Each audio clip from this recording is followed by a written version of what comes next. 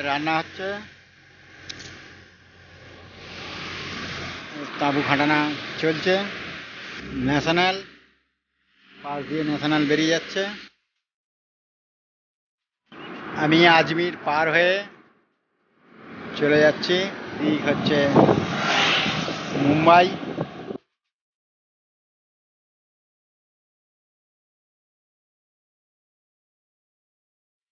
আমরা আজকে ডাল, কপি আর আটার রুটি দিয়ে ডাল বাটি চুরমা তৈরি করে খাচ্ছি।